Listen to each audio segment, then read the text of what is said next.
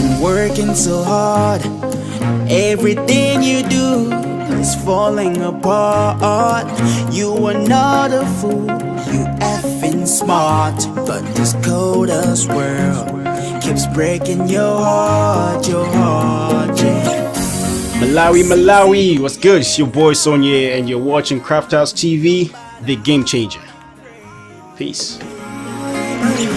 If you keep it together, you'll see a brighter day. The sun will shine after it rains. Your tears will never flow in vain. Someday the world will know your name. You're gonna make it through the pain. Matinkale nao koma palibe nkhalidwe anthu apa no message. Matinkale nao koma palibe nkhalidwe anthu apa no message. What's up, my name is CEO Coach Sangala and you are watching Crafthouse TV, the game changer. Kati pali mau amachita chokamba musamadikire mukakuta mowa. Sizo lelo mwaziona musiye message. Sizo mwaziona musiye message.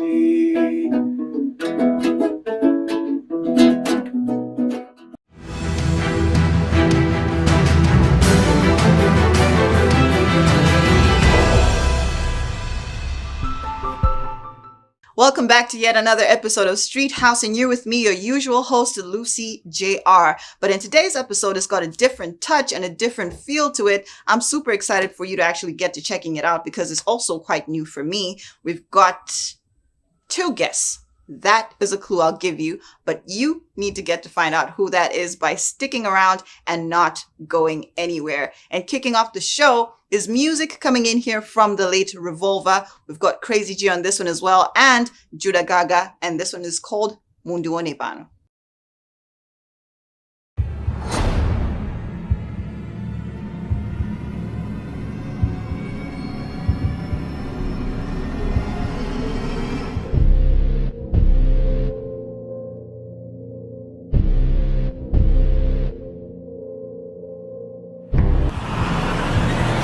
Stich Fray on the board. Yeah, dead doubles, man. Hey yo, yes sir. Officially served. You know how we do this, man. Yo, over to the Gaga, we back at it. Yeah, you know they had to invite me in. You know, I just had to make it through the booth and show you how I'm doing right now. You know, look at me now. I'm a killer in the booth with some licking shit. When I come out this in the and I'm thinking shit. I'm gonna go talk out they can do it like I do. That what I'm losing, but I'm winning like a pool. Fana jima menya flow ya super. Got me feeling like Boja Puga, cause I'm so sick. Jordan Dijili said, Fazi Gundi, that boy is it really said. I'm on the Changwazi, M-Dubs, rap pillow. Was to Sabalibe, like the habit grind deal. Balibe so win and got the game ya 0-0. My side chick is a gold ticker Bashino. I'm a troll nigga with a PhD. That's a pretty huge dick, yeah, the PM free. But my dick ain't neither, so we call it a draw. That was in my first bitch, I got call it a flow. This might hurt somebody, but chill out, old boy, don't feel so blue. You said I was never gonna make it. Got a nigga on your face, now the joke's on you. My father, Mundi war, you want to buy no Mundi war, you want to buy no Mundi war, you want to buy no. Yes, sir. Agaza wenikafuna bano sindi yafuna kanduza lindi mamuna bano dinende mamuna nendiga lowan church matiga mango nongoneza na gulowan trench mamana mango losela no kiena na kiena paga fanzu yida manta kutena sindi jena zimezo nasila osata komase bawa ndi sound zimene zondezanga udanke wandi maround up unoni mweza mpanga dina blower size yapo andu masoa chifukwa cha price ya show we use guys yako ilibe eyes yako ngati sikuona zodi neyo si size yako. But anyway, I'm real. How are you? Crazy fucking genius in the building, fuck you. I mean, talking about your girl, not you. Actually, I just came in the building and I killed this shit and I'm out of here. Yes, Now sir. this might hurt somebody, but chill out, homeboy, don't feel so blue. You said I was never gonna make it. Got a nigga on your face, now the joke's on you. My father, Mundi walk, you won't never know. Mundi walk, you won't never know. Mundi walk, you won't never know. Yeah. Mukadidela, Mundi won't never know. Tina yamba ndiyangati. Most of young niggas underneath ngati panty ndimaseka mukamati juda gege hali wake fano blower sali wake ndilifuga hana blower hakumango tisa so imba zika masowa hukumvela wandi nyimbo ingati juda makugoa I do it big if I mean it, it's a hit. You can dismiss on, you know levels don't fit. Ndiga mati besti hamakala hali gwamba ndoma ziwa mfana gwamba samagamba zantuwamba ndiga yankafoni hamakala hali matefana mateba maigi midala sandago vatse rise and stare, I see myself boy cooking good coals, I'm the chef boy run the game coals, I'm the ref boy if you don't like me now, you must be deaf Now this boy might hurt somebody, but chill out, homeboy, don't feel so blue. You said I was never gonna make it. Got a nigga on your face, now the joke's on you. My father, Mundi walk, you won't never know. Mundi walk, you won't never know. Mundi walk, you won't never know. Mukadidela, Mundi won't never know. This might hurt somebody, but chill out, homeboy, don't feel so blue. You said I was never gonna make it. Got a nigga on your face, now the joke's on you. My father, Mundi walk, you won't never know. Mundi walk, you won't never know. Mundi walk, you won't never know. Mukadidela, Mundi won't never know. Mundi walk, you won't never know. Mundi walk, you won't never know. Mundi walk, you won't never know. Mukadidela, Mundi won't never know. Mundi walk, you won't never know. Mundi walk, you won't never know. Mundi walk, you won't never know. Mukadidela, Mundi won't never know. Stich Fray on the board.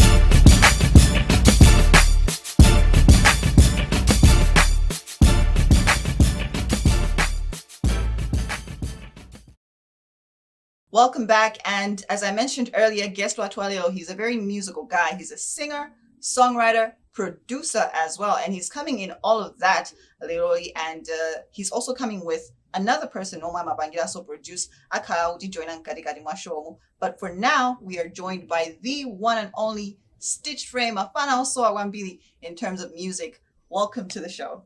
Thank you for having me. It's been a while. It's been a minute. Why did you say? I've been busy lately and in my productions. So I've been cooking my own stuff. Of which nigga by that one. Okay, so for those that are, which I doubt, that are just coming across the name Stich Fray right now, because you're right now working behind the scenes as a producer. But take us back to the time Minona Amba Music Yako, because Antoine Billy, like me, we know you. Those are the type of songs that we know as Stich Fray. So take us back to when you actually started music, these Namba Motani, and who inspired you to actually get into the game. Okay, let's go back to like the year 2009. Ineyo, back then I had a friend, who was so passionate about nyimbo. Tina go school limos. So amanduza man, asetify kwa ujen, kwa prayer. That time zinagana prayer. Panoba he's called Purpose. Not Purpose. He's called this guy. Okay, back then I prayer. Kavena Purpose. Damn. Anyway, we would go there. Yeuja and the mamona ubanga rekodi. Basi number say kini kangani hapo. And was a man, I'm wiki chorus. And the kind demand. How was that situation like? I knew, I can sing. Commando, couldn't remember microphone when the Zimandio Piaz. Until this time, and was a man. Nagura PC. Tabuan would then desire Ubanga Nyimbo. He went kwa Daja and Agatinga. Oh, Quatana Bossy. Okay. Now he's called Tana Boss. Yes. And I got my software. Bas, Tinaka Wojan basement. Wow. Number Bonga recording in there. I was like, Kanga Guinea take a little. That's when naso number makandi Judy nazo nozoimba zija. Nafusa kuda say chimedu kubanga record chindijani. Chima chedo jabu. Good. Nakajibeza nane. Kidi panga PC mwanga. Lumazi panga record deck, mazipanga. Kumonora kanga nyimbo zokuteka. That's when I discovered good. I think I can sing. Komaso kanga rubanga produce kusoni kutatu. Bas, and then started contacting until I go school go so back then tinaenda ina Sapatrix Limo's school. And I said, tabwera badeni, ndapeza microphone ndi computer. Taesa uone uimbe. Beza uri zukuteka. Bas it, that's how it all started. Kupeza kuti tambo panga record, kuamba kuimba mpaka na siku la leo mundoni. Okay, professionally, mainstream, what year do you think would you unapanga breakthrough? What was your breakthrough year? Nyimbo iti okudi Stich Fray bachuga Malawi. I should say 2014.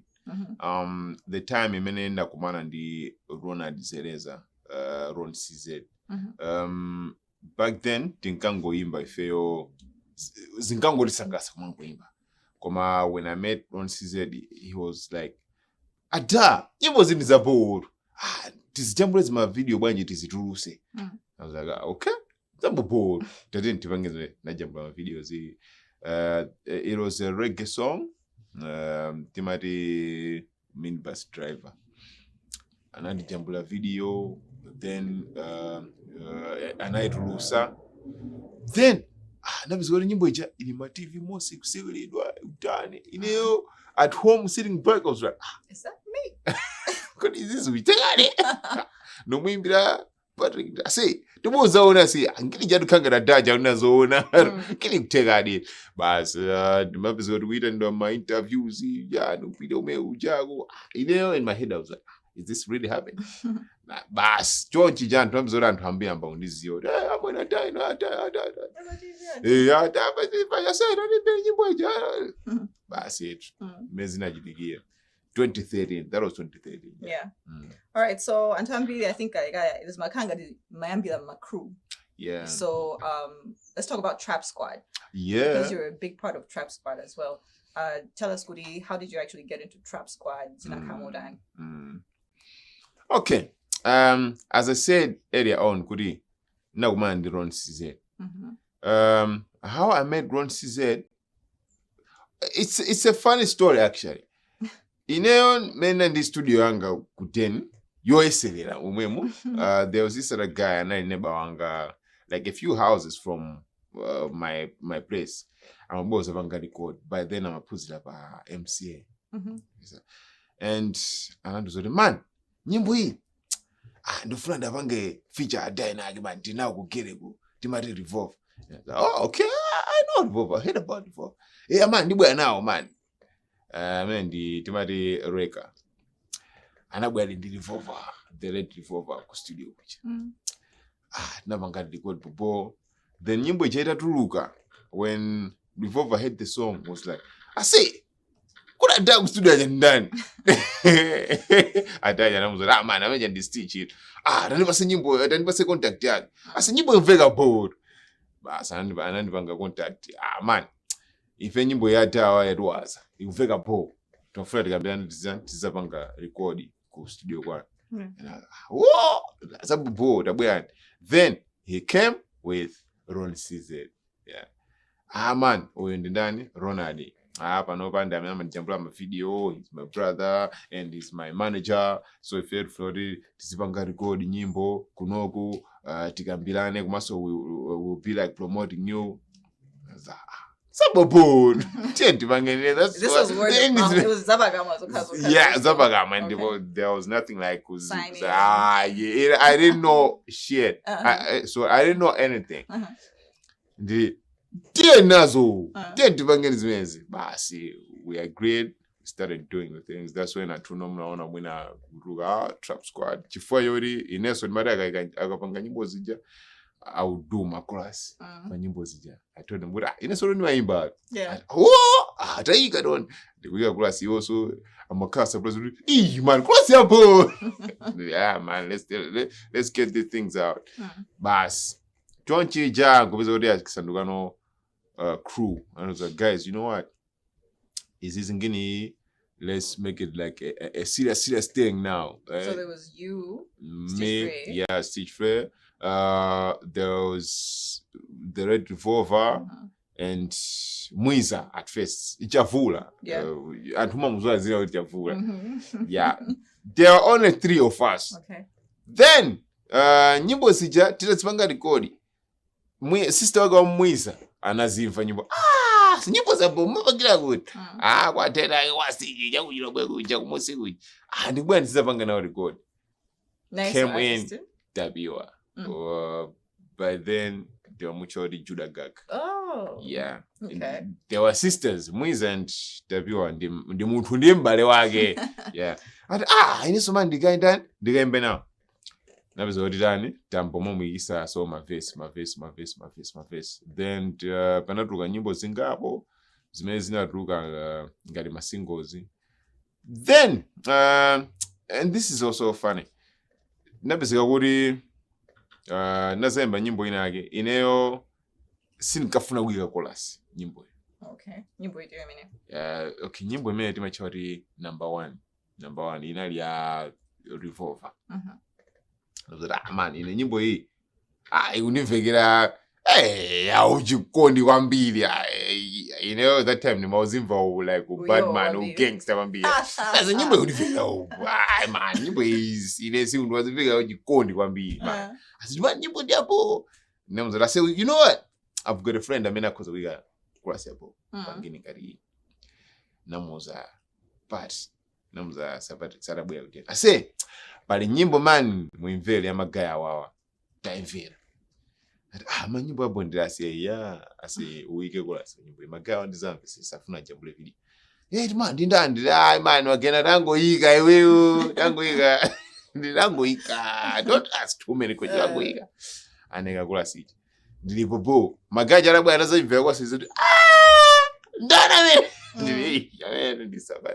asi umuzire tumufuna si atoman azimba na muyani mukron dabopo asi dabopo ndibuza is a friend nazamuza si ataje magaza ajanda ifila agudi mwagu bopo that's when tinakamununga down to 5 mukruji. Yeah.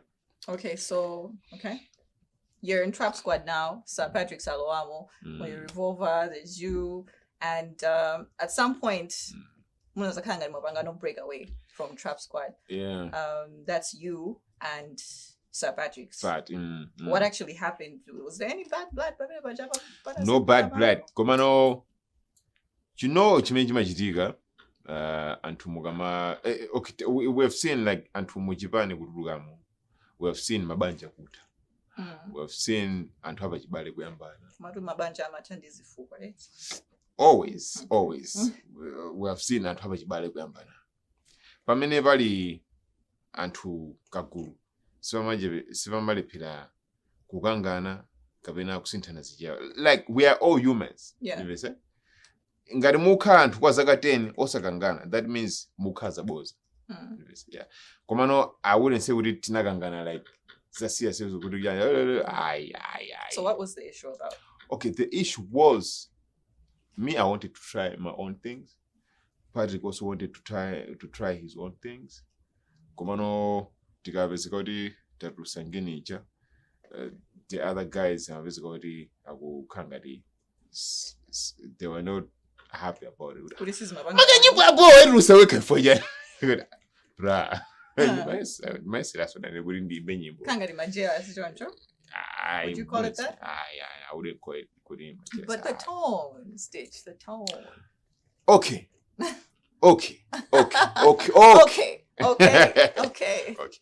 That's what I was it. Kuri antu amagenza ati nyimbo boy ibanje adawa duseoka. But man, inse nungwe siaso ngini yanga. Koma chimene nimaona ori chinavanga spark kwambiri ngini. Back then nyimbo zijazo kutuluka as Trap Squad antu people were saying kuda adawa wimba zona. Dano anabwera ku studio kwatu. But man magazi nyuma manduwaza, magazi ndalente siyandani limosi, magazi maguri. if you know the wind and danu mapidogu. So Antu, you know, people always talk. This was after you left Trap Squad? No, not after I left. I wouldn't drink anymore.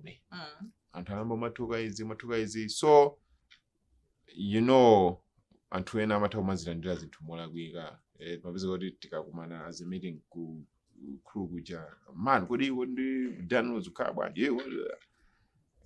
Man, gini rudungo yenda na mutu ujaro. Mutu ujaro utisangalira before you wona zimezu majitika kujana. Yeah, so okay. Past that, now some guys, if you also we just want to try our own things. TSMers, kodi baroka. Tikoza kudani. Kodi ifeso baroka tikoza kudani.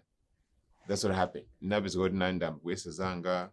Patrick wamba wese zake, Mwiza wamba wese zake. Koma Antu Jimena nali focused kwambiri was Zaine depart. Magaura, yeah, makakanga tugatrap. Magaura. Then zimezi jazi zinabezo godi zabwesa mpungwe kukruguchi. If you know what guys, I know if you sirufunori wakanga de udani or anything else. You're my brother, you're my sister. It's easy. In this banga Zandika. You guys do this. Come on, let's work together. Anytime you want to come to the studio, come. Anytime you want to work with me, can you go in the weekend classic and function? Let's do that. Come on, as of now, friend and so. The friend is yes, Vandeka. What in here as Stich Fray? Can I stand out? Covenant was got Damadela crew. Yeah, that's what happened. Same applies to my friend Pat. Yeah. Okay, so there were rumors at the time. Could you know, you were not in good books with the late Revolver. How would you like to address that? You know, Antamagamba like how I've explained, because of Zogamba Gamba Zinazisa Pumbwe Kruja. Koma bra. I can't say good banali like Pumbwe Pagatwa in the Kabina Gudana, Pagatwa in the Red Revolver. We were staying in the same house for like we stayed for like 4 years in the same house. Nothing else of that sort. No.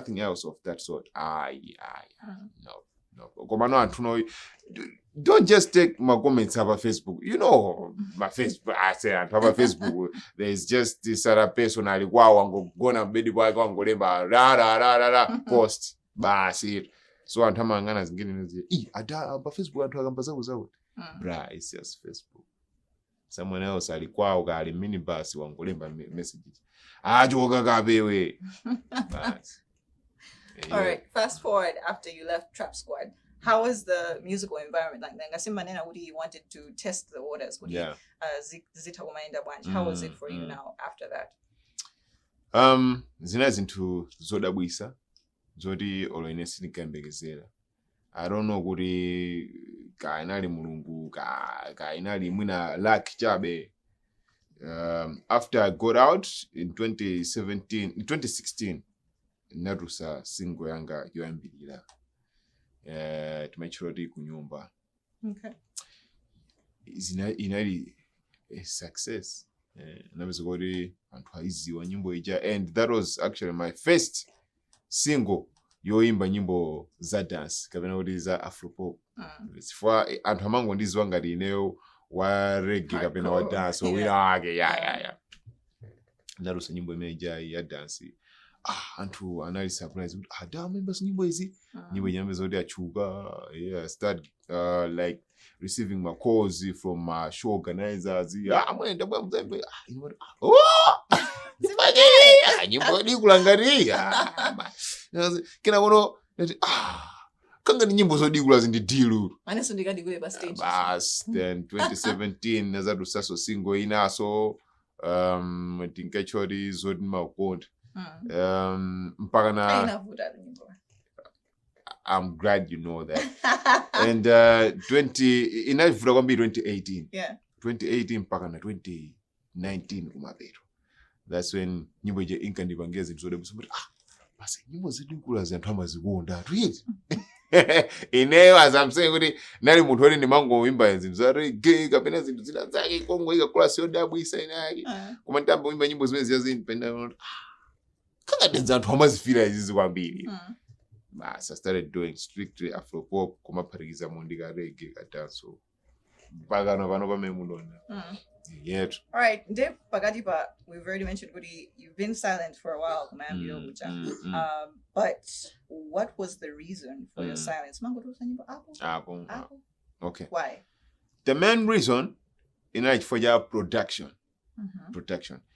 I've got a studio and irachuka nyimbo ya Zodi Makonda and nyimbo ya kunyumba.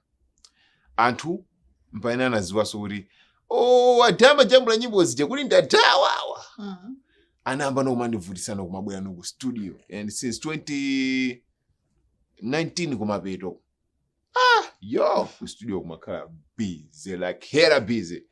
Mpaka 2020, 2021, 2022 ndabanga nda jambo la mabwa za anthu maipi mbwe.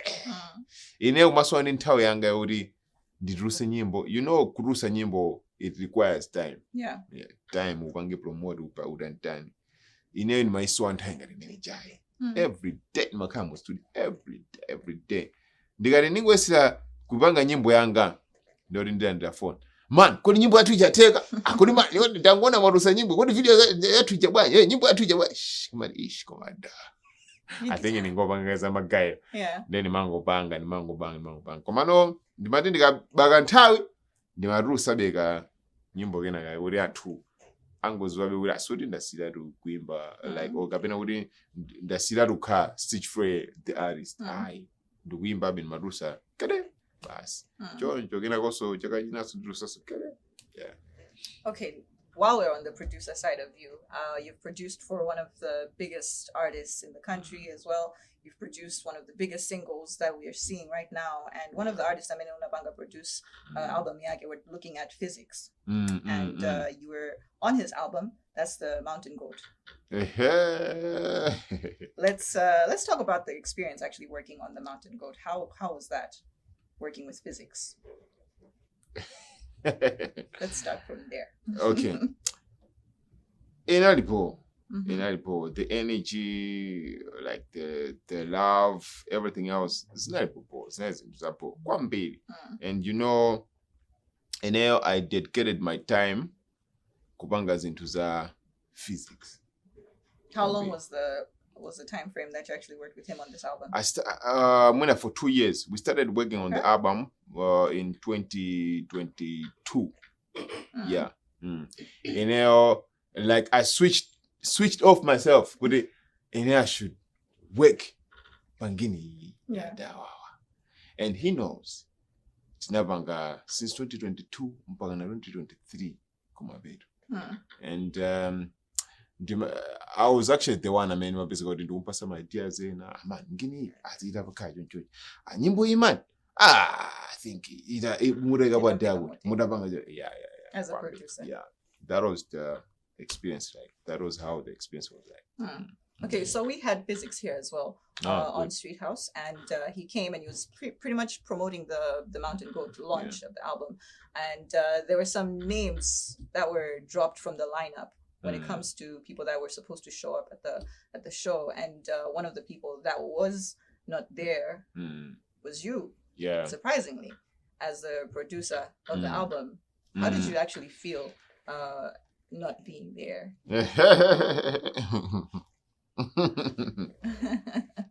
Okay, I was also surprised as how all of you were. You know, I didn't expect kuti it zinagainda jonjo. Cause with me and Physics, tima guyanchiro more like my brothers. You know, I took him as when a working brother. On the album. Yeah, I took him as a brother. Come so even not working on the album, even the account to kuenda kapena kupita kuna kwake. Would ngati munthu ndi nimpwake. I took him as a big brother. You took. Why is that in past tense? Okay, continue. Okay, bo. Ndiamurenga ngari big bro wanga. Koma that time nangulandira message kuti bro ababa sorry you are no longer performing at the concert. I would consider you my next events. And I was like, Just like that. Yeah. No backing to it. Okay. Pakakaudi takangana because me and physics were fought before. Okay. You know how and pachibale matakangana matakutani we have fought like for so many times.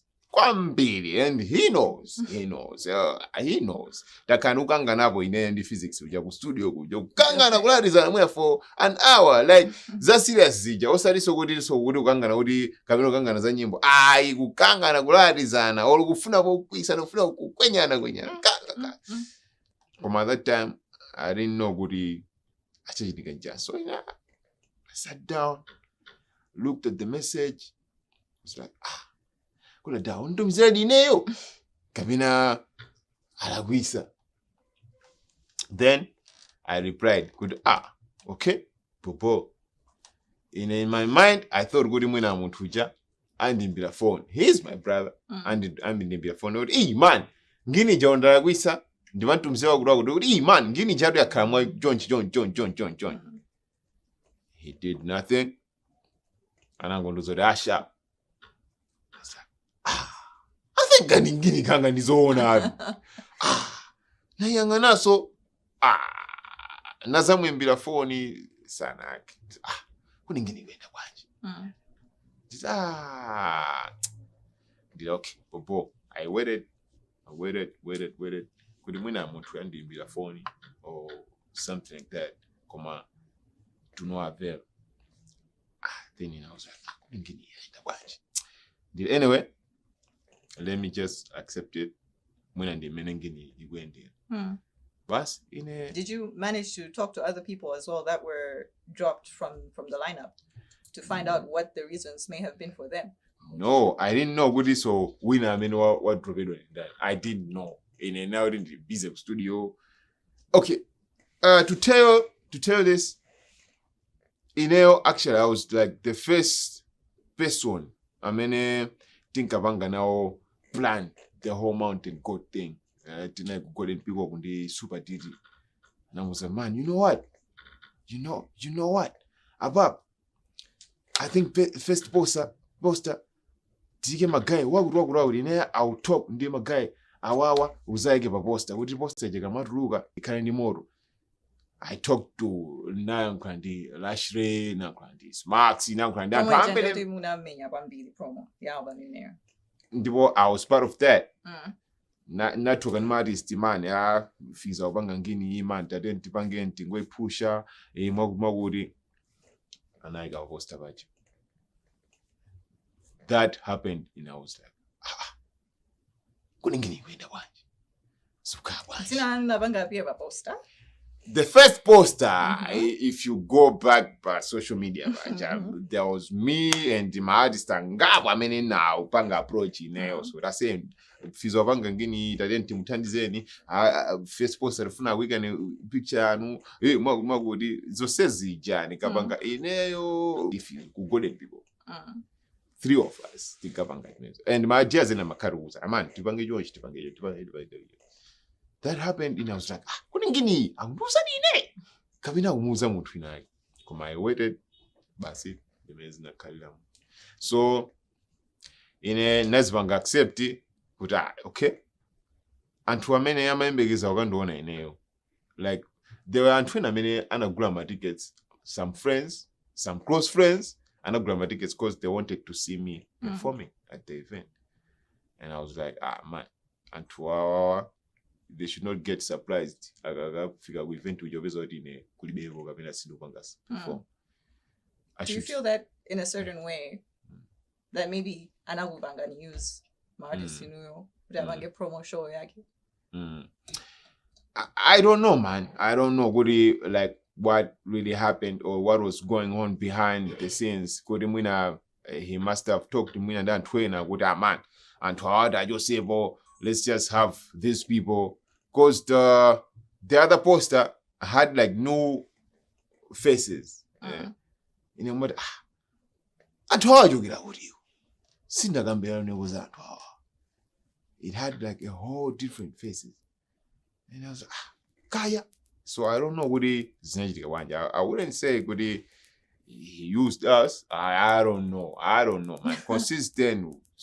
Even after the show. Nope.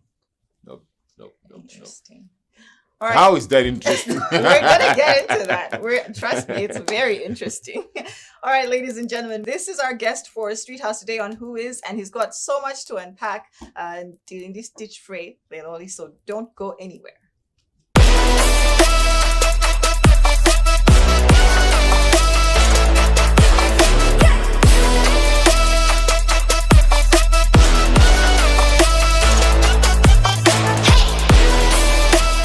Be it. You're watching Crafthouse TV, the game changer.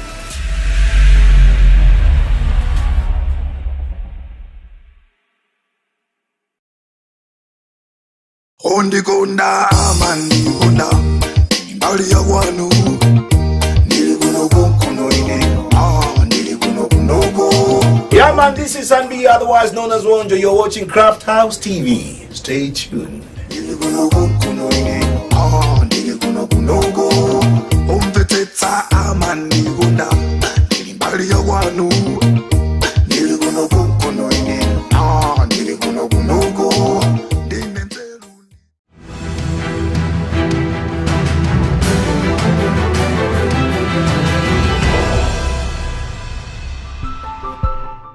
All right, welcome back. And guess what?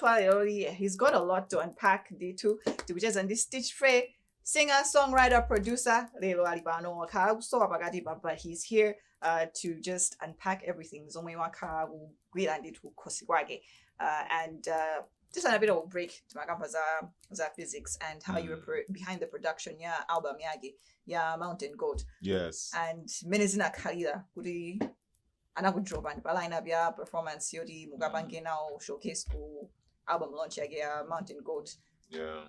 After that mwene akulisimba yankulisana. Yeah. Paka bano besimu yankulisana ino mukama ona physics panoba. Are you still friends? Would you say that you're still friends kabena basi? Because it seems as though relationship yano inayamba baga ntao indeed. Yeah. Okay. I wouldn't say good like I'm enemies with him. Komano, yeah, he chose to unfriend me. Because after I posted on my Facebook pages, page, Goody, I'm no longer performing at his concert. The next thing I realized, Goody, when the blog up Facebook baja, when the blog about WhatsApp, and then I went, hey man, let's let this be. Afunodi ka samankulane siziankulana. Ka afunodi tisijeza. And I didn't know gudinda wachane, and I just posted on my Facebook page with them when in a go Facebook go concert sindu bilago anzanga no sana muna gula marigeti musa embegezo kando na stage. Bas, yet. So would you know Mwamana in a public space? Would you actually make the effort good given good munabanga produce album D2? Muza Ankulisana, it's you maintain the same energy about online your blog and maintaining the same energy and one before you worry, it's up to him. Coming to me, Kuzando Uzagura say I think it's not unavanga chagu gavana zina chon. I wouldn't go kumada. I say, I know. Don't force mutamina wona gudi safno cheza nawe gavana safuna kukara next to you. Yeah. Okay, let's talk about my payments. It's not going to finalize gavana pipeline. Dima blog yeah. Fizo ndi muthori kuweka naye siri mavanga ai kwambi kuti my payments akwenda kubwanji. As I said earlier on kuti I took him as a brother and he took me as his little brother too. We were just working. Siri maganizira kuti kama payments akwenda bwanji. Okay, ababa anabanga approach nzake ndindani kuti mupange collaborate pa album iyi kuti apange produce. Him. I never contacted physics. What were the initial words? What was the initial agreement? Kuti mukhale mukuyanchiro limodzi pa album iyi. Okay, like how we were working on all times. He would come to studio. I say, and in the project itibwe entire without, and the project itibwe entire without. Then and was a man abab dukenza uri ndivangija and abam. That cool man. Let's do that. Tivanga abam. My first singles my first songs to wear entire without. Like as usual made Vavangira and Tezo. And as usual shall mean kuti Mango Bangira out of friendship, basic. Yeah. There was no payment agreement. Aye. Oh, not my payments. My payments are makalapo. Koma I wasn't really like looking at the money side. Yeah. Chifani makanungo no man when the bro. Let me just help him out. Yeah. Tizingo we can gini ni mtandize. Akakawarida ba tamaliza nyimbo zicha he will pay. I say nyimbo drama is ndi kapena ase abalende drama dilibe ndo basa sikulagu. He will do that. Yeah. And I had no problem with that because in mamuona ngari brother maso mutori ndungo mutandiza. Yeah. That's the thing. You're going to maintain the same energy. Amari, you trade respect with respect. You don't trade respect with disrespect. If you trade respect with disrespect, you end up getting disappointed. So let the vibe flow. That's it. Yeah. Okay, Dinaindi Pro P Anabwe, he's also a producer now. Oh, yeah. And Anazagamba za my producers.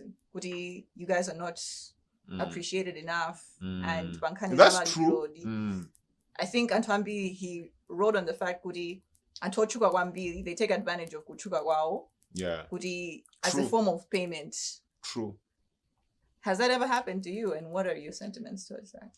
Yeah, it has happened to me before. And to enage, anazimfa bonga ruda na chuka wambili, and we have a studio wanga, thinking Kudi, they would take advantage of me just because I was in Vaguda na chuka wambili. Who are we talking about? Yeah, no one else. Just one person. Nah, let that pass. Okay, mention a song. Mention a song. No, let that pass. Just a song. Let that pass. Okay.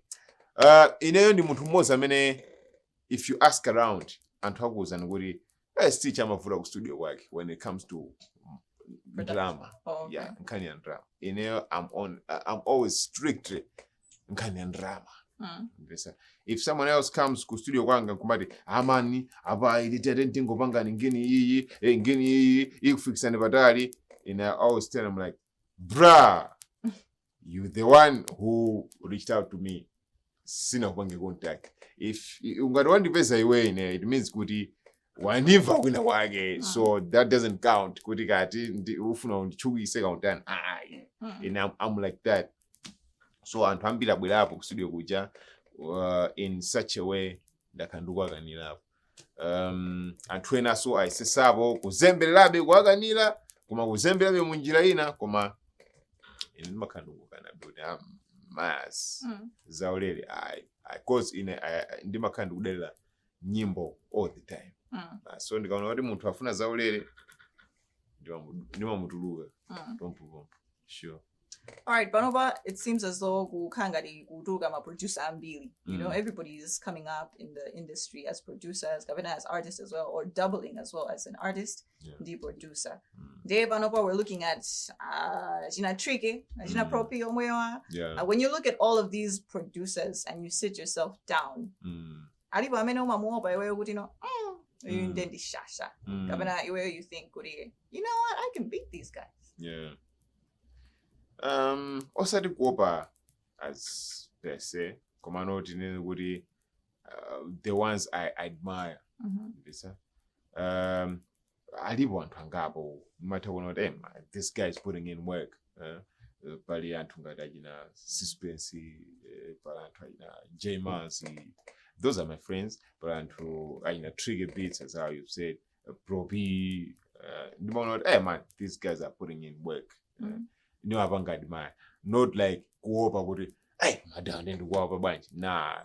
that's him doing his things. Ineso ndili mbali yangaso. So nimatangona man, magawa. We can get a bow, man. Ineso, let me just pull myself up. Bas, ndivangeso ngini so. Yeah, komosa de goba mutu. Nah. Yeah. Okay, the nyimbo that ninagai ulizuduga. Yeah. So many artists are coming up, and we've most recently seen how I'm trying to get this information from you as a producer, Angoya producer, and also as someone who has experienced music. We're looking at an old lady coming into the industry. Jedu came in, Jedu, has taken industry music by storm. Yeah. And she's quite popular. And Panaima comments and I get that were made on a podcast, pretty much driving at the fact that she's not a good artist. She's being used. What are your sentiments on that? Okay. Saying Kori she's not a good artist. That's like kulagwisa. Because no one else can describe Kori what a good artist is. Iweyo leloli ukuza kuzuka kunena zoti adawa samandwaza kapena adawa samatawimba koma anthu enake akwawaza adawa ndivesa. So you can't really say with this one is not good, this one ineyo chimene naona nchokuti nyimbo ndi zimakutengira opinion ya munthu. Iweyo if you're going with that vibe ikwaza kapena sikwaza. Koma don't go out there and say artist amene samatha kuimba. Nah, antwena kwawaza. So what's with you? Unena bwanji kuti adawa satha kuimba pena antwena kwawaza. I love Jedu. She's our granny. I like Where do you think the hype is coming in from? What do you know? What do you think the fact it's something that we have never seen before. Okay, like we have seen Antungadajina Agide Saja, Aguimba. We all know good Agide Sagimba Nyimbo Zaji Kalidwe. Baganta, of course. Now this is something new. She's a lady. Aguimba Nyimbo Zoda Wisa. Nyimbo za ajinyamata masiku ano. Ine muchira ndi boys pena bage ungopa chakwa kubira kumbuyo. You get kifua ineyo kwambira kumona Jeruja before kupanga play clip yake ninkati mwina muntu mwina kawimba kavimbuza kawimba zina zake zajikhalidwe koma I played the clip amai wawimba zijani. You see, I think energy imene kumapeza anthu ambiri. This is so exciting. Mai uyuyu gogo ngati uyuyu akudumpha apa nyimbo ya mapiano nyonchi. Sitinazione boys. Anthu zingwawaza ndi chimene chocho. Yeah, not necessarily kuti akuona the artist in Jetu. Komana akuona the granny amene akupanga zinthu zosiyana ndi wina alisa amene anapanga po kumala kuno. Like she's the first kupanga ngini ngati imene ijayo. Yeah, that's what I would say. Yes, Yeah. All right. We'll be right back. Sana Stich Fray. We have another artist joining us, someone who he also produces for. But before we actually do that, you actually have an album that's coming up. Let's talk about this. After a long time, I say, you want to give us an album. Where did this actually come from, and how long have you been working on it? Okay, abamene runda kandi wigwira mwina kwa zaka ziwiri. Osati mwina kwa zaka ziwiri. Yeah, namba wigwira 2022, 2023, pa 2024 panopa limene yakangari yateka no sobano. Download I think this is fit kuti anthu ajiveli. Yeah, mbuyo musemo like I said earlier on, timakhala busy kwambiri ndi ku studio. And 2022 but now I think ndiyambe nomamangano zanga anthu amba undandola kwantha anthu andandola kwantha ndiruse project yanga ndisamanguruse ma singles let me just give them nyimbo zambiri mbiri zikakwane. That's why musiku lero tukamba nozoti kukutuka ba kapena kwatuka ba. Oh yeah, it's ready. It's ready. Imene iru yatuka tu masiku apita yatuka ba 28. Okay. Yeah. All right, and Antuno atawapanga stream on the platform. Panopa, they can find it pa Spotify pa phone pawo ungopanga Google iyabweresera muli nyimbo za bo muli artist abo Title yake ndisha. album which auti Mtendere. Yeah, Mtendere yarengedwa pa nyimbo so imeneli momo yochedwa ndimafuna Mtendere. Yeah, nditu. Ababa sound yomwe pange expect mu album ndiyo CNN dominating kaimvera and tell you kapena is it the same? It's the same. Tupanga maintain for wodi ndi bwendi zosiyana anthu adabodi kuda down ndenda. Yeah, it's mixed. Okay. It's mixed. So we did angopanga strict like kuti I think album ibange sound jonge. It's a mixed bag. Tangoika chichose but amena kufuna zodigula aziveze. Amena kufuna zokhala basa azilira aziveze. Amena kufuna zowakumbukira anthu ena aja aziveze. Amena kufuna kuti azipanga zochikondi aziveze so. Yeah, sure.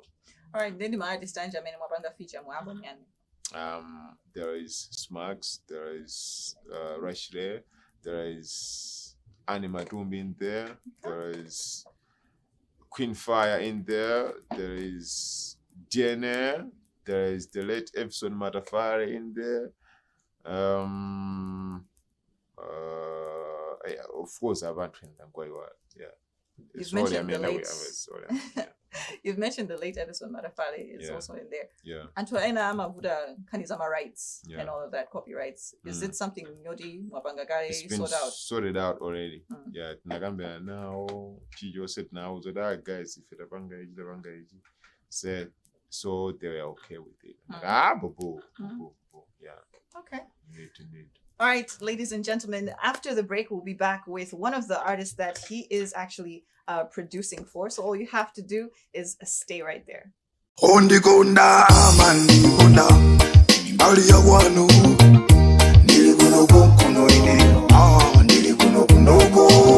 man, this is Sanbi, otherwise known as Wonjo. You're watching Crafthouse TV. Stay tuned. Umveteta amani gunda nilimbali ya wanu nilikuno kuno ine nilikuno Ndikulumbila cheke twa ndilumbila cheke twa baby. Hello people, it's a girl Hugo and you're watching Crafthouse TV, Game Changer.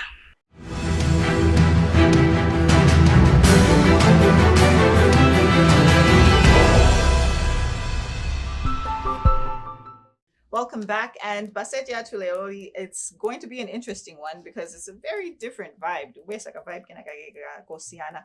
But Majezan this Stich Fray as a producer, as a musician as well. Panoba, which is a the Stich Fray, the producer, the artist wagis.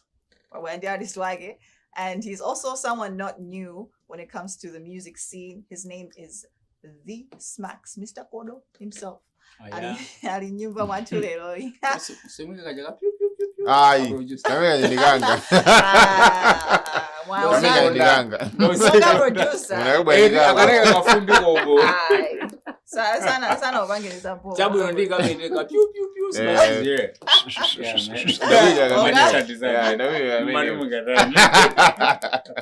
Get out of here. Okay, they will Smax Wawea and Stich has actually produced some of your songs as well. Just give us a mention. Guri Anabanga produced Nyimbo Zanji in your line of work. Since you actually have known Stich. I think I've known Stich since 2013. We were staying together with Jirobwe. He's produced my songs like we had Usanka. We have songs like the famous one. Okay, actually, Zambi Ringo and the Ukawale, my first song, was lighting. I was with him, and then I went to Ponji. Ponji do got in the friends before fame. Before Trust You. Before he was in Trap Squad, he's been my guy. He has contributed a lot to my works as well. Yeah. All right. So since that time, Figure Panova, how have you seen his production evolving as a producer himself? Would he wakula as a producer? Davena akupanka meeting kinagai. Yeah, he has maintained a lot. Since I've known Stich, okay, he's one guy. I mean, he's passionate, not just kumvesa ugoma. Komano is. Ron, mwana univesa ugoma. Okay, he's been the one guy. I mean, he upgrades. He upgrades always. From the Stich Fray I knew, and then the Stich Fray in Trap Squad, and then the Stich Fray after Trap Squad. He's been the guy. I mean, he was. I'm a sister good upgrading him. You get. And I would tell you, since 20, okay, we've been friends since 2013, and then we've never produced something. But then I went to his studio when he was recording his album. Yeah. Yo, trust you, man. And I wouldn't even believe. I was even asking myself, is this you, the Stich Fray? No, you know? Yeah, we have one song in the album, and the way he was operating, that's when I knew. And we have also produced other songs. Apart from the songs in the album, I have my own singles to him. As a good nango bit of record, let me know my guy. You know, so there's a progress. Kwambi. Timagamba zoti maari sina matenga advantage kodi producer ndinzanga. Iweso ndinu bajinzagi. Yes. Has there ever been a situation yodi iweso you have taken advantage of him? Kodi Stich ndinzanga ndikango bita upanga record. I'm Zabobo. No, it's not about taking advantage. It's about brotherhood. I think I would say Woody Stich is one guy would I say if you didn't feel come through. Okay. Pamakara would take advantage ni mundu or you contributing nothing to the person. Like you contribute nothing towards the person's success. You get? And there's something whereby mukupanga nginija kumano there's something which will benefit both of you. So Stich Fray kamantenga ina samantenga uta the one I can take it. Okay, do you look as me as taking advantage of him? I cannot because he's been the game maybe before me. So I cannot take advantage of Stich Fray. But then I'll just use the opportunity. Okay, Stich Fray is there. Let me work with my guy. This is day one. He knows me. There's a story behind everything. Majidule kuzongo yore awadi makaro kwatandiza. Iferi matandiza ntu oje bigedwa. Utaza zuri wanaweka. Ndimene mukuonera. Ndibona jani. Kuje bigedwa kwao.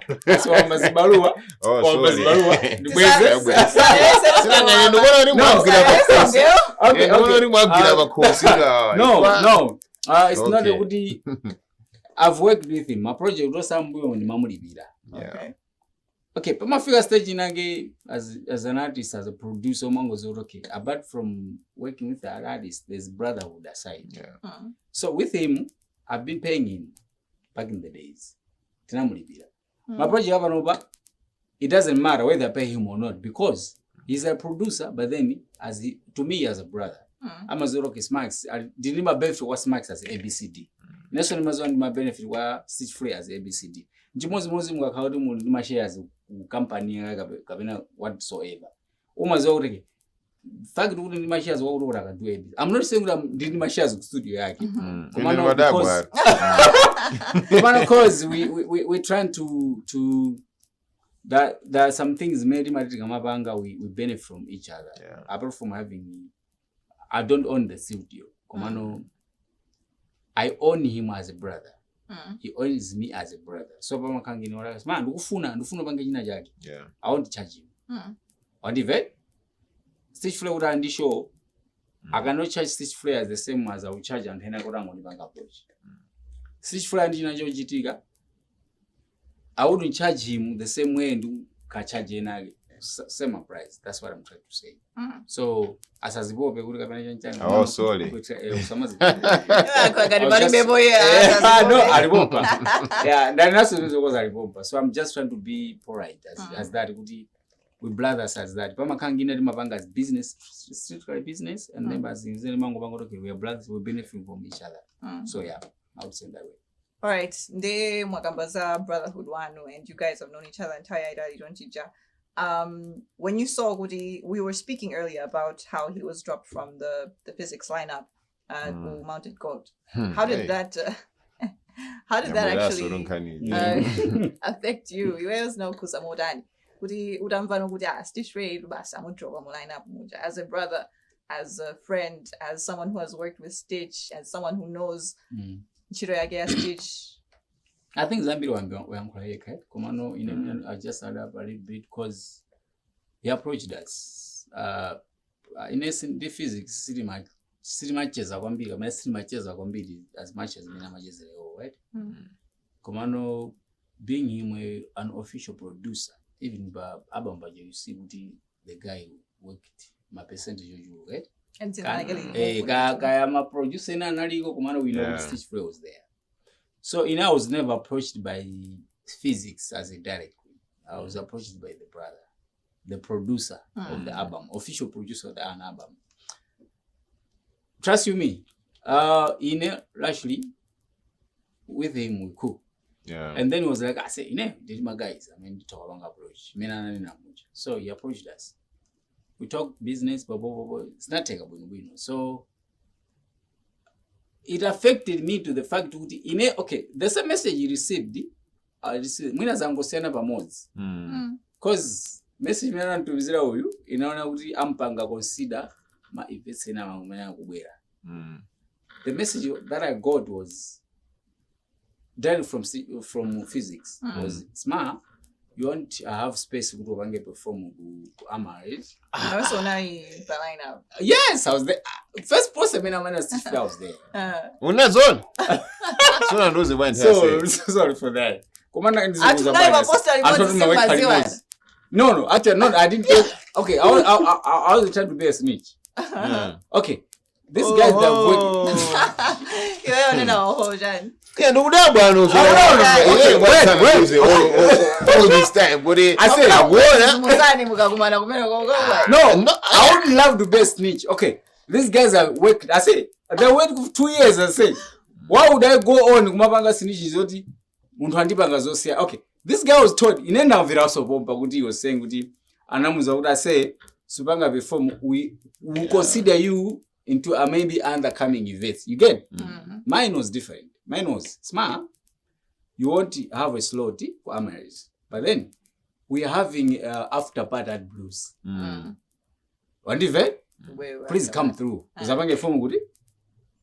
Blues. So now it's a different thing. Yeah. Because he was told he would have to consider other coming events. Yeah.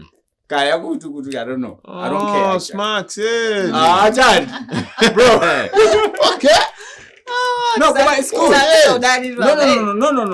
You. So this is one. I say you soon do it. Okay. I would love to be a snitch because I knew good way. When you know good enough with double feet. Listen, bro. Fees wana was away directly. You pass a message. Eti. Zimemla kabea ni fees eneo.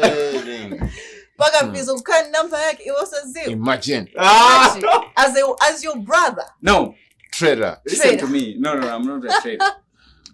I said, Guinness mena mabangira janchani nesi mazo kuti fizani banga contact motani ka janchani komano inenda encouragement nkulu. Smart trader. Smart, you are diffused. Ubangana wezo muna bangana wewe. Sorry bro. I know we didn't agree anything. Okay. Listen, actually, inaenda ndaba kuti after your interview mwen inenda zava kuti akamba zona kuti okay anauzidwa kuti okay we will see you another coming event. Sounds like fine. So I was surprised. You're expecting him at blues. Koma. Listen. You were when you smacks. Hata vera na chimwene. Inusina kuze nekuti I'm surprised with Fizo sana kuye ngushow ya. Goma sona nduze. Because I would love to be a snitch. Inasema funny. I'm not. Unali mbali ya Fizo? No. I'm not a snitch, bro. See, I was on the side of Fizo. I was on the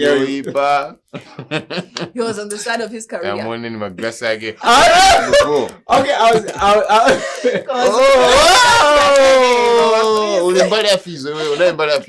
No, bro, I wouldn't do that. Okay. I said you contacted me. Okay. One day, I'm saying the truth, yeah? Okay. Inezoti we was kuti sakapanga perform uku you will be considered another next car whatever next event. I wasn't sure. And I wasn't aware actually. Inendo langu lazimene Fizo ananduza. Same way yeah, so I am. Yeah, me no ankulira me na uzidwira. So I'm surprised kuti he's surprised kuti Neo Fizo told me the different thing from what he told me. I think you guys had problems before everything. Ine sidu kuziwa. Nangano what? Yeah, ine kuma I'm surprised kuti iweyo being muntu amene ndimacheza nawe kuposira ndi iyeyo unandibisira. So no. Look at Jerry Springer Rama. This is not the Jerry Springer show. Let's go. My way. Guys. Okay, so Stitch, I will do this album, and you're also featuring on this. Timu Yosamu. Nana somo mjoba. Bas. Ine ndo ngara vila zigambe ndi Fizo ye. Nzafika aba. No bless. Timu Yosamu guys. Msadanda ule mwangona smart. I would love to be a snitch, not to you, not to physics. Okay, because you know this industry. Kuma say smart ndo nzanga. I know. Okay. Yeah, the reason why I was protecting you. Protecting me for what? From being, because in because of the way you're reacting now, what happened react by then? So I say Rashila nando uzaru ine rungine. Rashila went to perform. Yeah, why are you surprised? You see now. If Rashli told you, why are you surprised now? Because I didn't hear from him. Rashila nando uza. I say, Aguza is this. No. Listen, I told you physics has dropped me from the performance. Yeah. But I didn't go into details. Reason being, I didn't want to be a snitch. You get my point? That's my point. He was trying to maintain the brother. Yeah, I was trying to maintain the brother. I knew the way you'd see taking it from me with the message you sent. Because you sent me the message, bro. Am I right? You sent me a screenshot. This the guys, physics. Wait. Physics sent you a message. We screenshotted me. This is what was. So I was like, okay, physics. Okay, I was feeling sorry for you anyway. Yeah. Being a producer of the official album, and then you're taking. I even told you what I said. I'm okay being taken out. Yeah. But you, as an official producer, so I was like, you're going through the pain. Which I said, well, I'm gonna take down from the performance as a producer. And then Zuguza so I said, "Come and lose I can perform though blues." That's one of the boys. Bandu went the trader. Well, no, that's really a good question. He went the trader. I know. I was protecting your heart. Oh yeah, man. I said, Banji Rashid is my guy. He doesn't care about you. Yeah, man. I say he cares. He doesn't care about you. Yeah, he cares. Okay, man. Munaga banga perform blues. I didn't. How come you didn't perform? Why didn't you? Kunali show ya bluesy. That's the I don't know whether the show. Kunali show ya blues. Okay, Komani Neo personally, I told him I don't think I'll go perform to blues because the agreement was to perform to launch. You get? So I told him anyway, fine. Was it because of my payment? No, it's not even about my payments. It's about. We agreed we are going to perform the official launch of the album. And then he told us last minute perform maybe after show. I mean like that's after part that is. So I was like, no, I think that's not this. So now sinali also mena kunena ine sinmaziwa kuma mena kunena Stich Fray ku blues also unalibe show. Unalibe? Ine nakana komano I didn't know good show si take aso. So I don't know. We're hearing this now. Would you know? Smacks sana bide show. I mean, after grilla baba uda you're a trader. Yeah. Na baba sana bide anakana. Anila ukana kuda no. This is not a. We never know. Guri anakana go osa vida. Kuma mwine Kuma we don't know the truth. Mwine for show guna libe. No, sinkazi all show si kala. Trader. I say sinkazi all show si kala go. Nango kana cause I was led to perform at the official launch.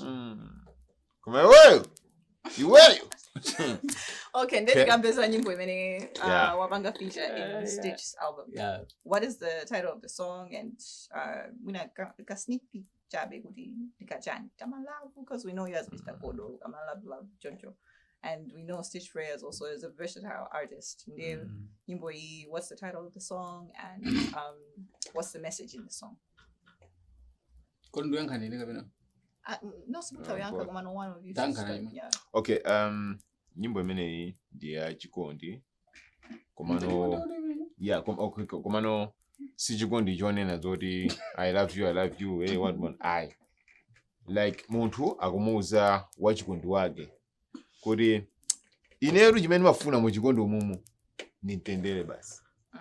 I don't care kuti kaundibwesera maluwa kaundibwesera keke kaundibwesera jani ineyo all I want is peace tizika mwantendera osati lero kwangocha kuyamba kukangana osati lero kwangocha kutere ayi nyimbo yo kamba zimene asa kuti nyimbo yako ndimaveka bwana nyimbo ne iwe ukuimvera how do you listen to it I do offer it ajibe nyimbo yako ndimaveka bwana yeah nyimbo yako ndilibe so kuti imaveka muri mwakumwa koma chikondi chili pangapo wanivesa pali chikondi chonena zoti ineyo ndimakukonda ineyo sinza kusiya chimene ndi chikondi choti munthu akumuuza munthu ina zimene zozo ndi pali chikondi chokuti koma chikondi chichi ndachimva kuwawa chikondi chichi wandinyesa ndi chikondi sokoma ndi chikondi fine asende nyimbo ndi chikondi kuti ase kodi unakali against ne mwini album nawe mkuona ine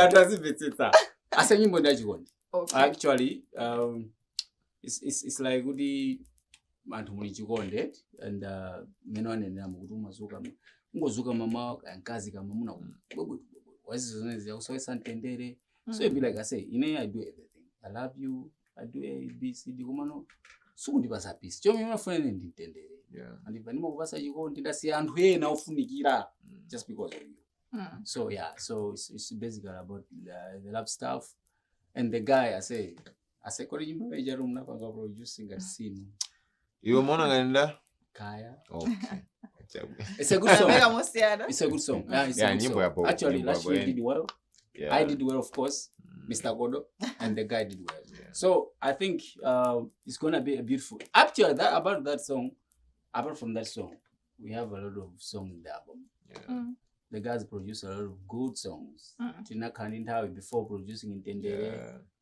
we listen to it and I'm just glad kuti atakhala basi cause inavera nyimbo zabwino zochuluka koma atakhala basi cause I think Intendere was the last song to produce I don't know komano it's not last it's not if it's not the last one komano inali kumapeto komano yasankha kuti akhale the title of the album it means that the song is good so I think I'm glad to be part of the album being my friend him since 2014 it's good yeah I love it I feel honored marvelous good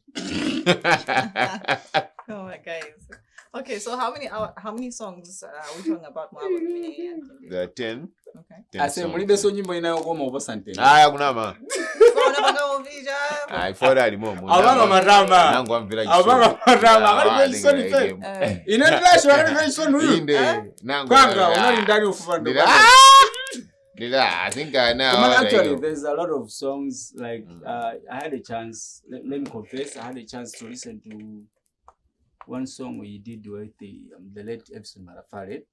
Yeah, it's a good song. I'm sure people are gonna love it. There are a lot of songs. The one he did with no, not with this whenever ngaweka ya chikondi na ije timatijan. Yeah, Malaulo. Kabena uri in a snap man. Akuti a snap man.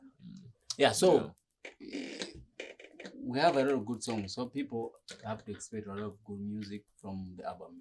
Yeah, sure.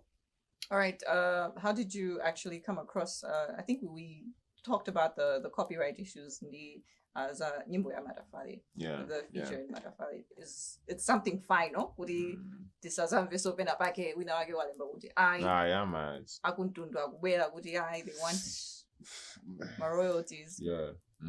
And it's into Spencer. Bwino. Yeah. Chijo sera panga finalize popo. Palibe so kuti ukoka na majacket, ukoka na mashati. Okay. Jacket rago. Ndazali kogesa. Mbora. Nomwe madalila. Jacket ro mavala kuli kosi. Imagine. Koduka ro vala suit ndo mwe. Imene. Bafa. Oh guys, we panad. Ene oyo. Maso mulingwati kuona popo. Oyo. Maza kuzindikira pa. And somebody.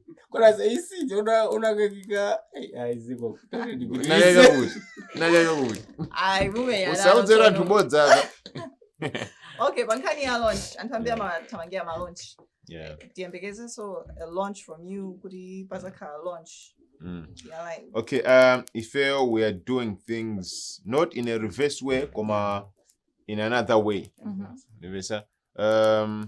Antu panai muntu wina oyambilira amene anatusa abamu ndikupanga show for the launch. Onivesa komano antu anazona ngati ndi tradition kuti ukamatusa abamu then upange launch. Of which kutusa abamu it's launching already. If I say kuti ngati mene azam say kuti abamu yatuka pa 28, it means kuti tinaipanga launch pa 28. Nivesa.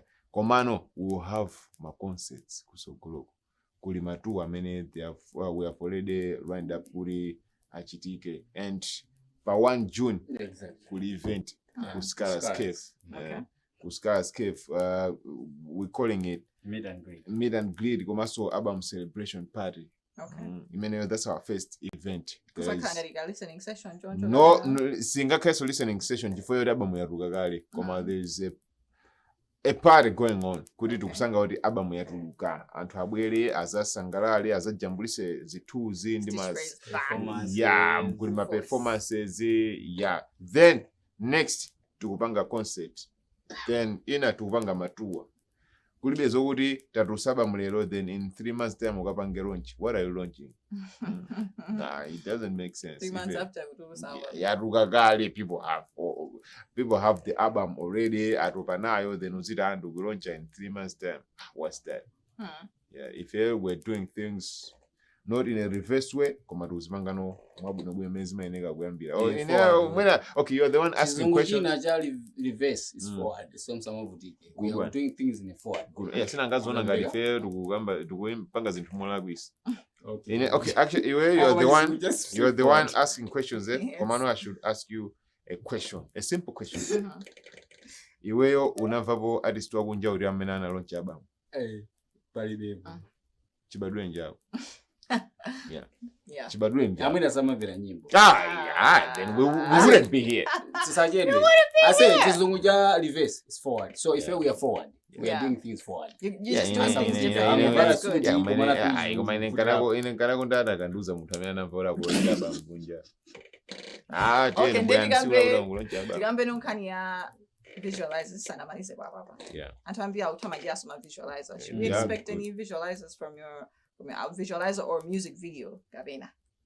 Yeah, if you chijo seti panga, visualizer, videos, as long as it's something visual, okay. Yeah, because I wouldn't go there. Komanga the visualizer vizuri yatuka that's there. Watch the visualizer. What else do you want? There's projects coming. Yeah. From his album, there are things coming. People should expect my visualizers, more visual videos. It's so cool. What matters, people have to watch something. So as long as it's something visual, exactly. You are seeing in ayo ndupanga perform nyimbo yo. What else do you want?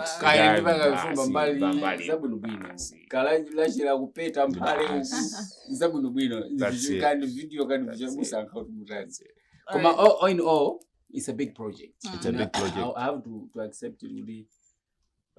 For the first time being him as a friend, he's produced something very unique. I'm proud of him. So what could I say? Why even? I am.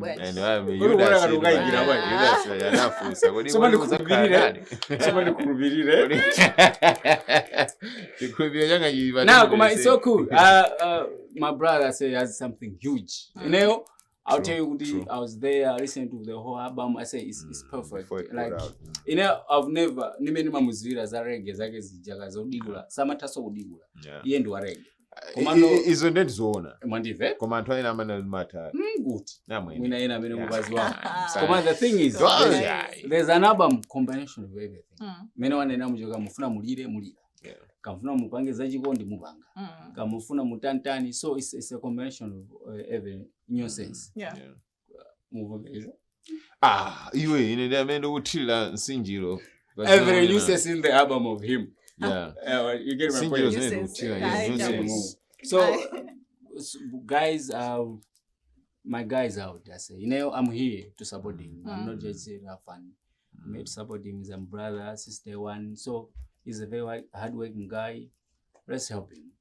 Yeah, we're coming up. The album is coming up. Sibarali. I think the album is already out. Yeah, it's already out. So people have to stream, have fun, and enjoy the album. Yeah. All right, thank you so much, guys, for coming through. Yeah. It's definitely been a pleasure. Like you said, people can access the album on Spotify, on your pages as well. People can come through. Facebook, YouTube.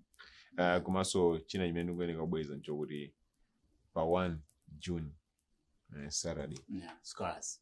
Scars. Come through. A space is limited, yeah, we only want like 2. Yeah, tomorrow. Yeah. Tomorrow, yeah. Mawa. Tomorrow, right? Yeah, tomorrow. Yes. Okay, great. All right, stop. Capacity 200 people. 200 people. So, Mawa Saturday, 1 June. Come through. Uskas Cave Tizaone so Champions League finals.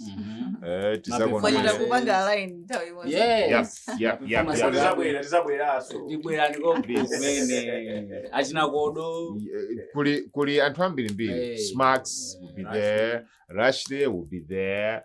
Tuno will be there. Hyphen will be there. Pixie will be there. Come through. Muza jambulise nafe. Muza walila nzano ma Facebook amesa na sasa vidako.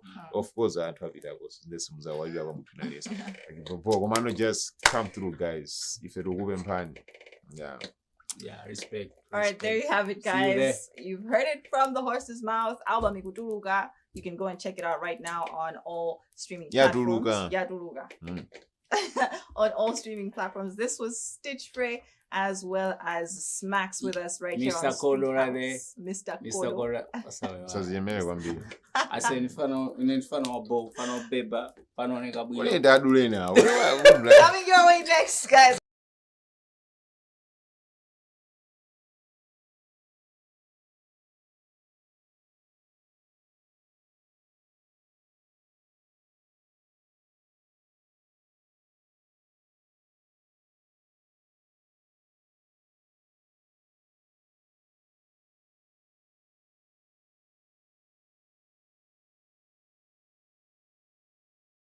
Ndikuona kuchedwa mba tawi sikugwirwa ba nifuna nzanyamule kanda manja mwanga. Hello Malawi, this is your boy Sir Patrick's. Remember, you are watching Crafthouse TV. Game changer. Boom.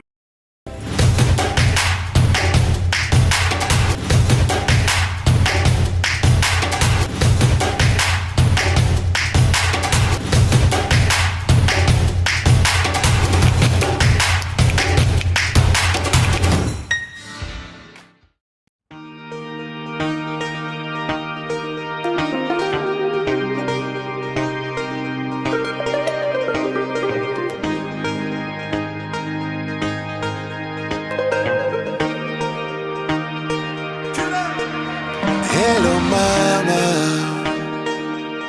how you doing today? Miss you so much, wish I could see you today. Hello daddy, how you doing today? Miss you so much, wish I could see you today. Hello my sister, how you doing today? Miss you so much, wish I could see you today. Hello my brother, how you doing today? I miss you so much, wish I could see you today. Goma monango joka, all the morning, all the morning. Kuidumiza, kuridza liuze, satsiku lomwe muzabwele. wino somwe mukachita ndili wang'ono mukandikonda mukandionesera chikondi ine nsakutiwa mutangochoka ino nthawi yomwe ija zinthu zambiri zinasintha kudya kumene kuvala zonse zinasintha mama anzano achibale anatitaya kuribonya miyala kuchipanda mulengi kurisamalila bwezi na feso tilikonko mutangochoka ino mbuyo mwanu muja kunabwera zitukulu sukulu namaliza panondere babwino sikuyenda hello mama how you doing today I miss you so much wish I could see you today hello daddy how you doing today I miss you so much wish I could see you today hello my sister how you doing today I miss you so much wish I could see you today hello my brother how you doing today I miss you so much wish I could see you today hello revolver how you doing today damn I miss you so much wish I could see you today mama daddy azakari auntie angolo